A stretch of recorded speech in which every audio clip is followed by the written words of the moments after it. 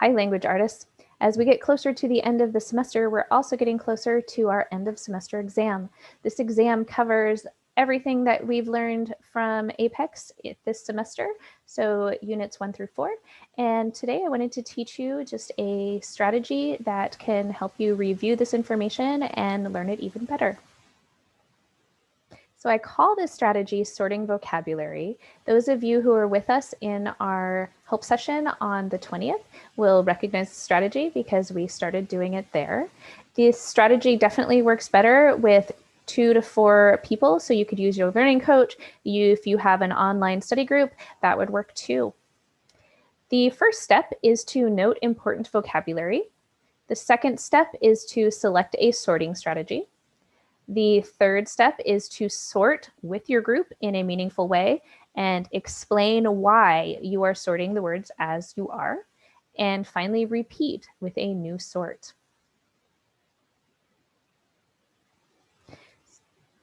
So the first step is finding vocabulary words. These are the vocabulary words we actually came up with on Tuesday. And I want to give you 3 different strategies for coming up with vocabulary words.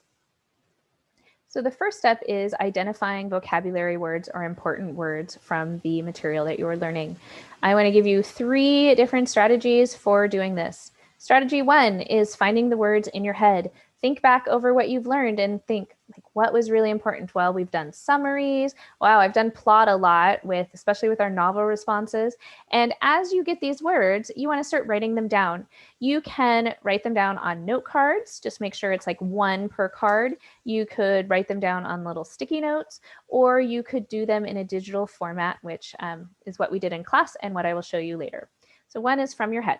Second place you might look is your study guide. If you have your printed study guides, you might just start flipping through them and looking for what kind of comes up a lot, like literary, that might be a good word, or dialogue. And so kind of go through it with your group and identify what are some important words and be writing them down.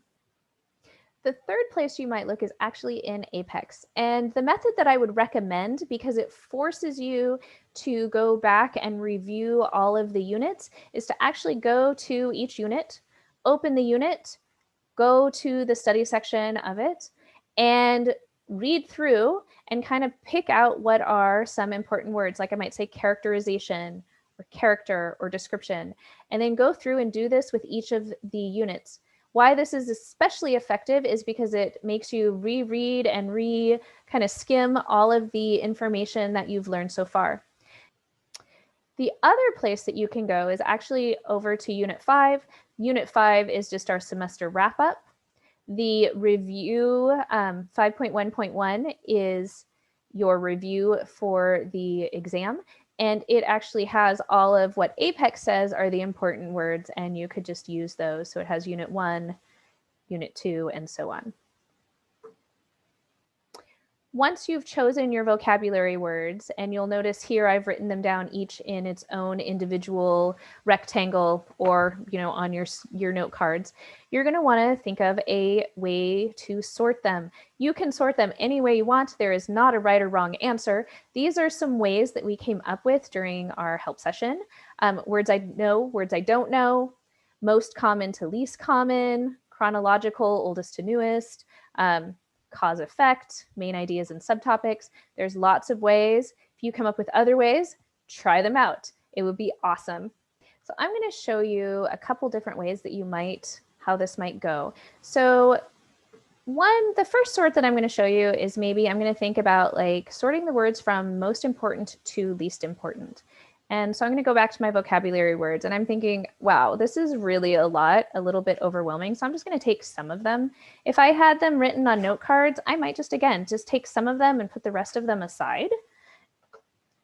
And I'm going to go ahead and put them on my page. And I'm going to just start taking them. And I'm going to be thinking about, do I think this is like the most important word or a least important word or idea? So I have this word conflict here, and conflict I think is really important because without a conflict, you don't really have a problem. So you don't have a story. People don't learn things. People don't try things. So I'm going to say conflict is really important. But oh wait, a character. Gosh, I think a character is also really important, but I'm going to say that I think it's more important than the conflict because I think without the character, maybe you don't have the conflict.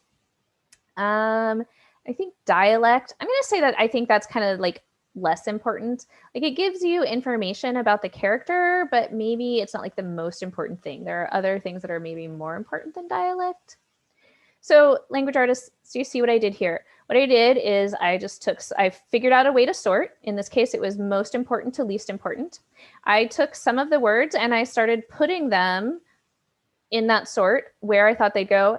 And the key is I'm saying why. I'm hoping that you're working with a group and you're going to ask the group, like, why do you think that? Oh, I agree. Oh, maybe it's not that, maybe it's this. And so you're going to add on to or really challenge their thinking. And then I would continue on with more of the words.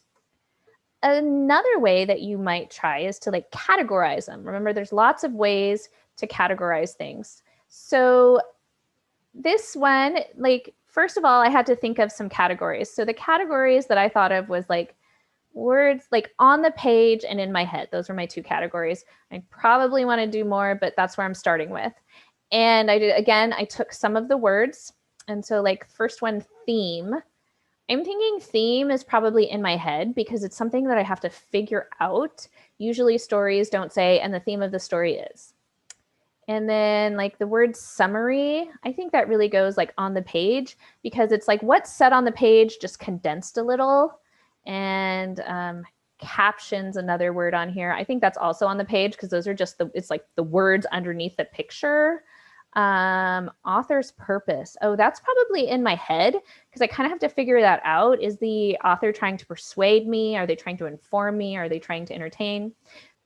So once again, what I've tried to do is I take the words, I think about why they're in the category, and I explain why. So I'm going to take you on one last sort. This last sort is cause and effect. And remember, cause is like why something happens, and the effect is what happens because of that. And to do that one, I kind of started with the words again. And this one, like, I had to kind of really think about this. And so like one of the words I saw was simile. And so I thought that's a cause. Like when an author uses a simile, it does something. And what does it do? Like maybe it makes a tone, like it creates a certain tone for the writing. So I thought, okay, simile is a cause, tone is an effect. I also was thinking like dialogue, because the way somebody talks maybe makes like adds to the characterization, helps me understand a character. And so then I would go back and I would continue with this kind of thing. What is the cause? What is the effect? Or can I think of more? And I would keep adding them to my diagram. All right, so to review this strategy, again, it works best in groups. If you can't get a group together, you're going to do your best. It's all good. First, you want to note the important vocabulary. Lots of ways to do that. Second, you want to select a sorting strategy. Third, you want to sort them in a meaningful way and make sure you can explain why. And even if you're doing it by yourself, you can still explain, but it's better if you have people to really push your thinking. And finally, you want to repeat with a new sort. And the more times you can repeat, the better. So language artists, if you try one of these sorts, either alone or with a group, I would love you to share them with me and the rest of our Flex community. If you want to bring one of them to one of our video help sessions, we would love to see what you're thinking, and I'm sure that it would really push the thinking of other learners. So I hope to see your work soon and have a great day. Bye.